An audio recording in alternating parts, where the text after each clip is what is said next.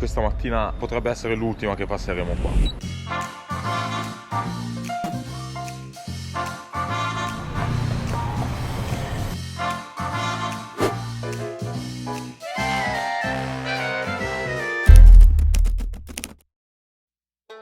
Il sistema non funziona e quindi è per quello che non abbiamo ottenuto niente. Dobbiamo aspettare 1, 2, non si sa quanti giorni. Ma attenzione, Stavamo guardando il cellulare, le mail, sono arrivati i visti della Guinea. Sono arrivati i visti, quindi hanno sbloccato la situazione.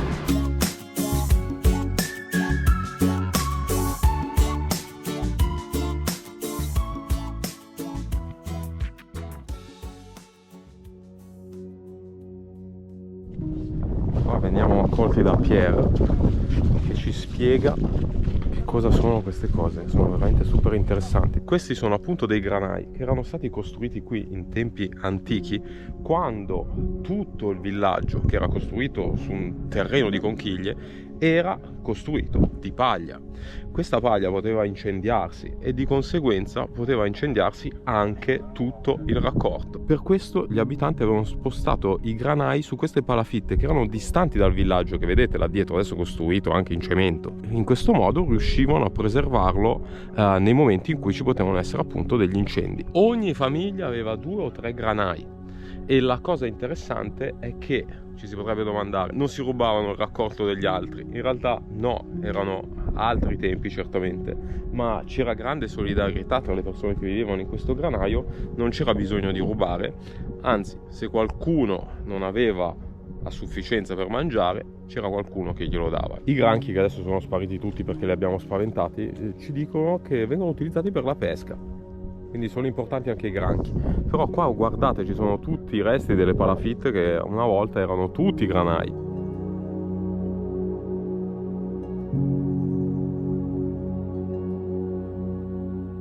Questa, ragazzi, praticamente è una zucca ricoperta con la sabbia. Compriamo, per ripagare un po' la nostra visita qui, questo leone che è il simbolo del Senegal.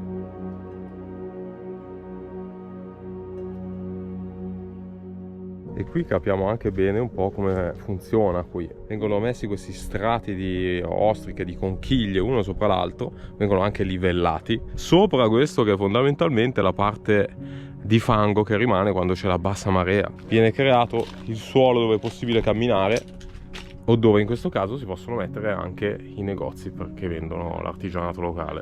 Lasciamo l'isola di Granai e proseguiamo con la piroga qua attorno all'isola di Joal Fadiouth.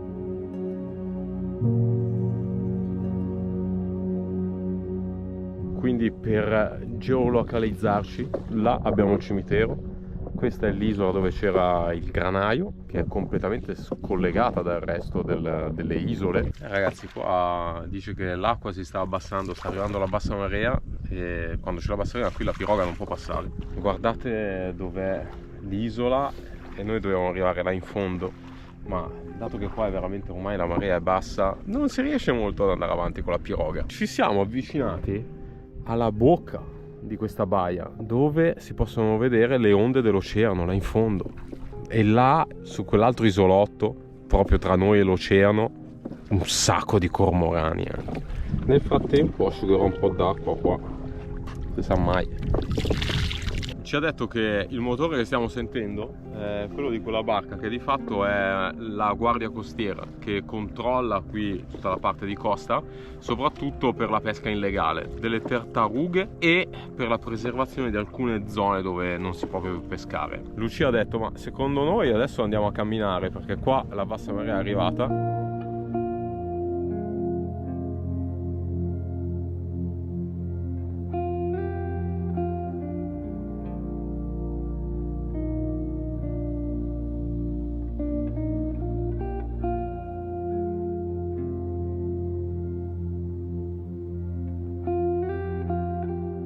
Siamo passati ancora sotto il ponte principale questa volta, quello che abbiamo fatto a piedi, e sotto abbiamo visto l'infrastruttura del villaggio, i tubi dell'acqua e i tubi dove passa la corrente. Ma alla fine ce l'abbiamo proprio fatta. Siamo arrivati e non ci siamo neanche insabbiati. Merci, très joli. Ragazzi stanno facendo tutte le loro attività, perché pensate che in questa scuola insegnano a lavorare principalmente le donne. Adesso è il momento in cui arriva veramente caldo e ragazzi qua possiamo godere del fresco che ancora si mantiene dentro Valentino. È arrivato il momento di mangiare, siamo arrivati con la fame qua. Dice che qua le ragazze insegnano anche a cucinare per farle diventare delle cuoche, oltre che il taglio cucito. E ragazzi, ce l'abbiamo il piatto di pasta. Non posso assolutamente dire che non sia abbondante. Abbiamo bisogno di un po' di energie perché poi forse bisogna fare un lavoretto qua su Valentino. Mangiamoci questa pasta, sgrattugiamo l'ultimo parmigiano che abbiamo a bordo. Voglio iniziare a cambiare il webasto.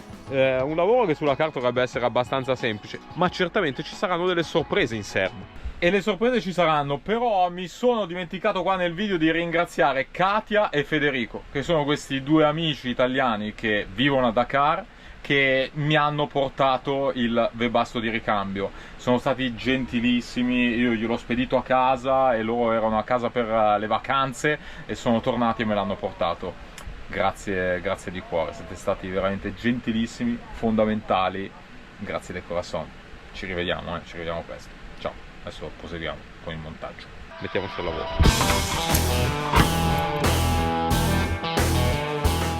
La prima cosa da fare è stendere un bel telo dove lavorare. Devo dire che fortunatamente, forse questa è una parte che vi ho fatto vedere poco spesso, è il nostro webasto, che non ho mai aperto da quando l'ho provato la prima volta, quindi da quando l'ho installato. Ha sempre funzionato bene. Devo ammettere che si è rotto, probabilmente si è rotta la ventola dell'aspirazione, quasi certamente questo è l'errore che mi dà il LED di indicazione, perché ha aspirato della sabbia in una delle varie tempeste di sabbia che abbiamo vissuto nell'ultimo periodo, specialmente in Mauritania. C'è da dire che ha lavorato per 7 anni senza mai nessun tipo di problema e quindi non gliene faccio una colpa. Certamente questo lo riparerò, cambierò la parte guasta e lo terrò di scorta.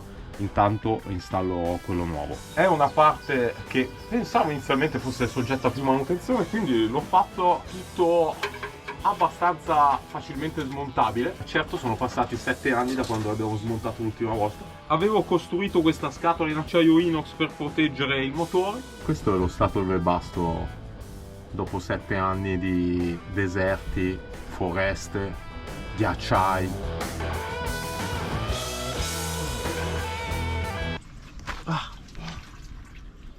Ahimè, sto facendo molta fatica a togliere il tubo dalla marmitta, che è tutto ossidato, quindi l'unica cosa che posso fare è togliere tutto insieme e poi smontarlo al banco, via. Ragazzi, si è rivelato un lavoro molto sporco, ma alla fine ce l'ho fatta. La cosa brutta è che mi si è spezzato il tubo dello scarico. Provando a tirarlo giù, una volta che ho svitato un po' la vite, si è spezzato. Non ho mai pensato che questi tubi si potessero rompere. E sapete che naturalmente ho avuto il ricambio con me per almeno 6 anni, l'ho lasciato giù adesso in Italia. Bene, adesso ecco qua i due webasto a confronto. La tecnologia in 7 anni in questo caso non è cambiata assolutamente, anche perché avevo preso questo webasto che era in realtà da poco in commercio, quindi è effettivamente assolutamente identico e questo è un gran bene. Questa fascia di questi prodotti in realtà mi sembra di aver capito che non è che cambia tanto, perlomeno cambia dopo tanti anni. Questo fa sì che intanto i pezzi siano intercambiabili, ma poi che perlomeno non debba cambiare niente nella parte di montaggio a regola. Come dicevo, io ho comprato solo la caldaia, non tutto il kit di montaggio, se no sarebbe costato molto di più. Questa fascetta la devo recuperare, ma la vite non si toglie, quindi la seguo e poi recupererò la fascetta. Adesso rimonto la piastra sul nuovo webasto e inizio il rimontaggio.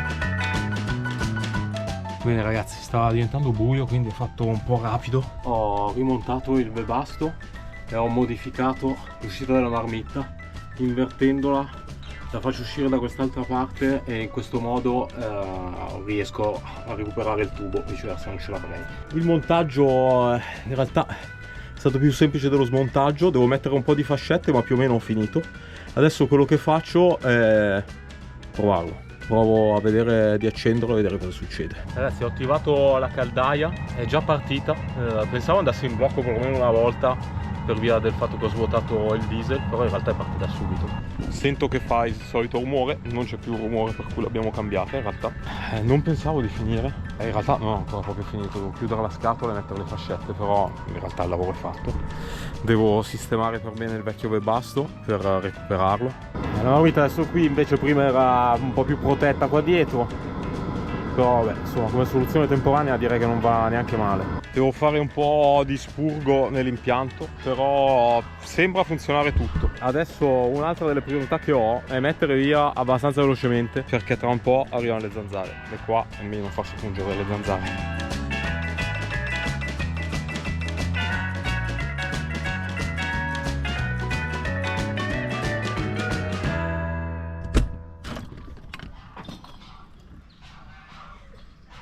Buongiorno equipaggio, bentornati a Joao Alpha Duty.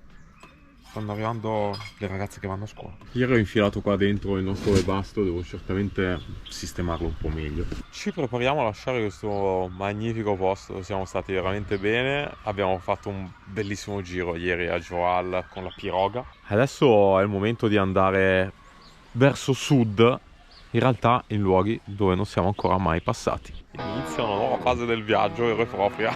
Ahimè ragazzi, non ho ancora montato il faro. Ieri pensavo di metterci un po' meno a rimontare il webasto, quindi lo farò uno di questi giorni, ma lo devo fare in fretta perché fondamentalmente non vogliamo avere problemi, nel senso che può essere una leva in più per dirti ah non c'è il faro e quindi magari farci qualche multa. Qua ci dobbiamo aprire il cancello del centro Assunta. Ciao, centro Assunta! Ciao suorine! E questa è la nostra deviazione. Salutiamo Joao Alpha Duty e prendiamo una strada secondaria. Ciao Joao Alpha Duty, ciao! E adesso tutto nuovo. Guardando la mappa dall'alto si vede che da qui in giù comincia ad essere tutto molto verde e quindi ci aspettiamo anche che arrivi un po' più di foresta da giù, africano, a breve, non lo so, lo scopriremo. E di fatto ci andiamo a avvicinare al fiume Gambia, che anche questo è bello grande e importante.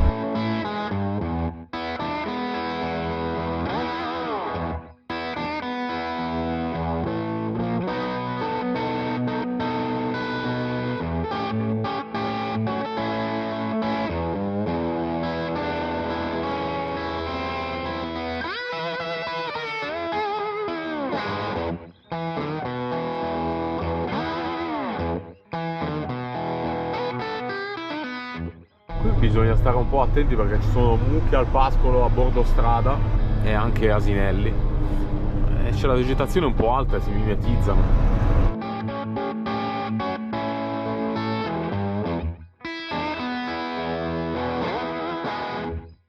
Devo dire che per ora l'asfalto forse è un po' ondulato ma non è male. Questa è una strada secondaria, stiamo dirigendo verso una strada principale, però è stretta, nel senso la nostra corsia ci stiamo proprio al pelo. Ma una cosa forse un po' più complicata è la vegetazione laterale. Qua è un po' largo, ma dove si stringe, se dall'altra parte passa una macchina ti svernici tutta quanta la fiancata. E devo dire che stiamo notando, però ancora non è una certezza assoluta, sembra essere questa parte un po' più pulita. Fuori dai villaggi c'è un po' meno spazzatura. Qui siamo entrati in un altro villaggio e veramente gli alberi sembrano sempre più fitti. Questo sembra a tratti un tunnel che è scavato tra la vegetazione, non perché abbiano potato gli alberi, ma perché sono i camion a potarli. Cioè si vede proprio che sono tutti rami strappati. Sia sul baobab che in terra c'erano un sacco di una specie di avvoltoi, non so come si chiamano. Probabilmente c'era un animale morto e stavano ripulendo tutto, ragazzi.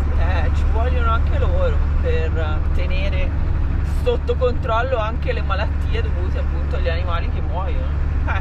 E siamo arrivati all'incrocio, ragazzi, all'incrocio con la strada principale. Adesso vediamo cosa ci aspetta.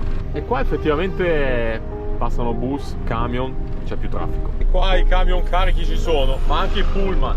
Avete visto quel portapacchi di cui parlavamo l'altro giorno? Super carico. E naturalmente possono portare pure gli animali. Comunque in questo pezzo di strada ci sono anche un sacco di mezzi fermi. Guardate, questo si è rotto proprio nel topo. E d'altronde questa è la strada principale che ti può portare o in Mali o in Gambia, oppure ti permette di fare tutto il giro per andare in Casamance, tutto il giro del Gambia. Geograficamente questa zona è un po' complicata. Sì, il povero Gambia è una striscia lungo il fiume e basta, è incastonato nel Senegal.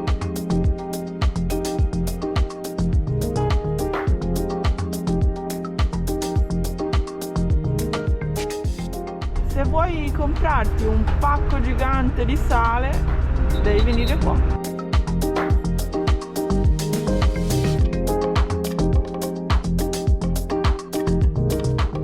Ci fermiamo un attimo lungo la strada perché ci sono un po' di venditori di frutta. C'è anche tipo recupero materiali ferrosi e plasticosi. Allora ragazzi, prendiamo un'anguria di queste verdi. Ce ne sono veramente tanti di venditori. Meloni e angurie principalmente. Qualcuno ha anche la papaya. Dopo 150 km di villaggi siamo arrivati in questa che è una cittadina. E qua vorremmo magari fermarci a comprare qualcosa, fare un po' di provviste e poi magari anche mangiare, perché bisogna pure mangiare. Qua ragazzi siamo arrivati in questa che è appunto una cittadina, credo abbastanza grande. Ci siamo parcheggiati qua in questa stazione di servizio perché dovete sapere che mi hanno assolutamente consigliato di andare a mangiare da Jollof, che dovrebbe essere tipo una sorta di fast food. Ma vediamo che in questo posto c'è anche una patisserie, Luci. È una gelateria. Luci questa mattina c'ha il collo un po' bloccato, non riesce tanto a girarsi da una parte all'altra. Allora, praticamente questo scopriamo che è il Kentucky Fried Chicken senegalese. Cioè, ha proprio tutte le stesse cose. Questi sono i piatti, sono i menù fatti da completare. Oppure c'è anche il classico shawarma in realtà, È stato un po' più complicato del previsto, però siamo riusciti a recuperare tutto. I due shawarma che erano già pronti, proprio fast food, hanno seguito la regola del vecchio McDonald's, in un minuto ti devono servire. Poi ci hanno messo un po' per le patatine e il resto, però noi le proviamo. Costa veramente poco, stava 1,50 €. Abbiamo preso il Royale, è Royale. È piccolo ma è carico. Sì, il Royale c'ha dentro anche l'uovo e forse un po' di salse, è un po' più ingordante. Sembra un piccolo candelotto di dinamite. È bello carico. Fare l'assaggio. Ma buono. Lasciamo il ristorante, non ve l'ho fatto vedere perché mi vergognavo, ma io ho fatto il bis, me ne sono mangiato un altro. E più che altro l'ho fatto perché mi ero dimenticato che c'era anche la patisserie e quindi ne ha usufruito solamente Lucia, perché io non ce la posso fare. Ma ora andiamo a fare un po' di spesa. Qua è veramente un casino questa cittadina. Bene, adesso supermercato. Vendono anche le macchine lavatrici, la macchina per il caffè, c'è anche il reparto fai da te con un po' di attrezzi, un po' di roba elettrica, pile, cavi, anche qualche chiave del 13-14, quelle che servono di più, via. Il reparto alcolici, anche questo è strafornito, Vedo che in questi supermercati non manca mai. Comunque si potrebbe essere stupiti dal fatto che ci sono delle cose veramente molto care, ma il vino in realtà costa come da noi, non è più caro. Abbiamo comprato uno scatolone di roba, lo lasciamo qua. Ci mettiamo in marcia. Bene, adesso proviamo ad uscire da questa cittadina. Stiamo andando in direzione del confine con il Gambia, che abbiamo deciso di attraversare. Praticamente il Gambia è attraversato dal fiume Gambia, è una striscia e la parte un po' più turistica abbiamo capito essere quella costiera, dove bisogna attraversare il fiume Gambia con un traghetto. Noi vogliamo provare a passare più o meno a metà utilizzando un ponte, questo poi per rientrare quindi in Senegal e andare a visitare la Casamance. Questa sera però ci vogliamo avvicinare vicino al confine, dove più che altro c'è anche una cosa interessante, diciamo che è il motivo per cui siamo venuti anche da questa parte. Speriamo di riuscire a visitarlo perché è un sito patrimonio dell'UNESCO, però è recintato, quindi dipende se c'è la persona addetta ad aprire il cancello. E ho capito che non è che è sempre lì sul posto, a volte mette il numero di telefono, tu lo devi chiamare per farti aprire, insomma è una cosa un po' così. Do you ever think about the time when we were young? Everything we dreamt of being we... Guardate il trasporto qua davanti, persone appese fuori e un carico pazzesco sporgente in tutti i lati. If I go back in time far enough, I know that I would find you. Ma ragazzi, finalmente lasciamo la strada principale per immetterci in questa strada secondaria. Stiamo andando a vedere nient'altro che meno che un sito archeologico, ma antichissimo, dal 300 prima di Cristo. Oh, finalmente un po' di sterrato senegalese, un po' di terra rossiccia. We soak up the sun, smiling ear to ear, 'cause it felt so right having you by my side. I would never waste your time or mine. Do you ever think about that time? E siamo arrivati, ragazzi. E qui ci sono queste costruzioni che appunto sono antichissime, fatte praticamente con queste pietre che disegnano dei cerchi. Ce ne sono tantissime sparse un po' tra questa zona del Senegal e la zona confinante del Gambia. Beh, sono naturalmente delle rocce pesantissime e più o meno tutti questi cerchi sono fatti con lo stesso numero. La cosa molto interessante è che non è che si sa bene perché nelle epoche passate l'uomo abbia iniziato a costruire queste cose. Ci sono stati degli archeologi sovvenzionati dal National Geographic che hanno fatto degli studi e sembra che in realtà abbiano trovato sottoterra, abbastanza in profondità, dei resti umani e quindi con tutta probabilità queste erano delle tombe. Queste pietre sono veramente enormi e sono di laterite, una roccia che si trova in una cava non tanto distante da qui. Ma la cosa veramente che ti fa pensare di queste strutture è che sono state appunto costruite dal III secolo a.C. fino al 1600. Cioè parliamo di 2000 anni di civiltà che ha costruito questi cerchi in questa zona, quindi una civiltà molto longeva che ha portato avanti le sue tradizioni veramente molto a lungo. E qui posso camminare su altre di queste rocce, ma dovete sapere che appunto tutta la regione, ma sono tantissimi chilometri quadrati, ne sono tempestate, ce ne sono tantissimi.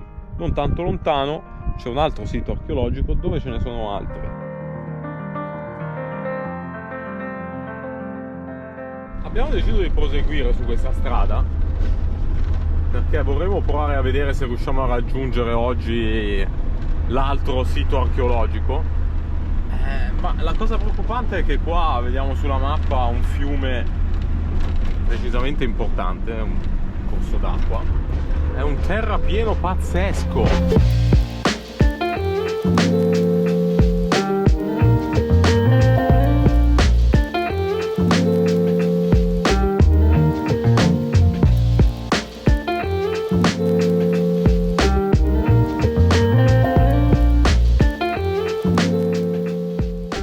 La mappa si vedono un sacco di minuscoli villaggi, però alcuni hanno anche delle discrete moschee, guardate qua.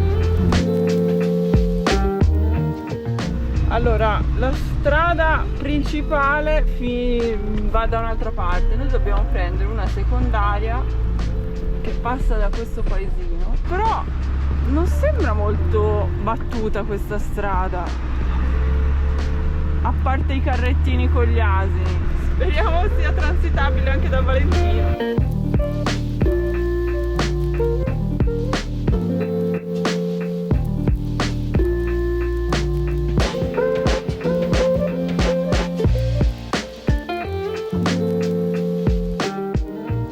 C'è un altro bivio e abbiamo chiesto a questo ragazzo, ho detto di seguirlo. Qua quando attraversiamo i paesini bisogna sempre fare attenzione, possibilmente chiedere a più di una persona.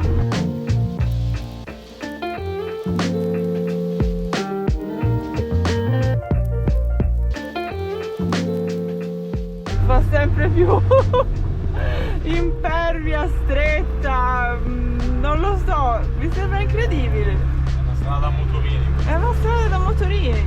Siamo arrivati, ragazzi. Laggiù ci sono le rocce. Adesso dobbiamo capire se c'è qualcuno che ci apre il cancello, perché queste dovrebbero essere tutte recintate. E ragazzi, il sito è questo. In effetti si vede già anche da qua fuori. Guardate quanti cerchi, sono veramente tantissimi. E qua ce ne sono alcuni con delle rocce veramente grandi. Come avranno fatto a trasportarle? E lì c'è anche la targa che ci ricorda che questo posto è patrimonio dell'umanità dell'UNESCO dal 2009. Stiamo aspettando che venga il guardiano ad aprire la porta.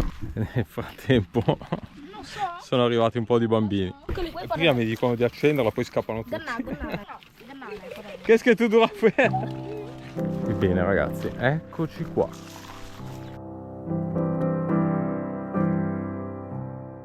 Ci sono circa 52 cerchi qui, solo in questo sito. La base di queste pietre è veramente pazzesca e alcune sono appunto sagomate anche con delle forme particolari.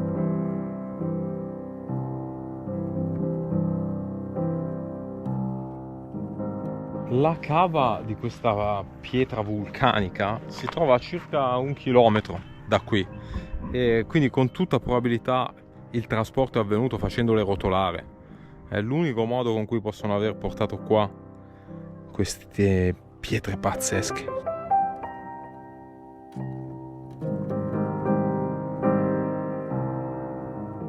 E tra l'altro trattengono il calore in modo incredibile, cioè lo sto toccando, è veramente caldissima. Era certamente un cimitero, però dovevano essere persone importanti quelle che vengono sepolte in questo modo, possiamo immaginare, perché è un lavoro veramente incredibile.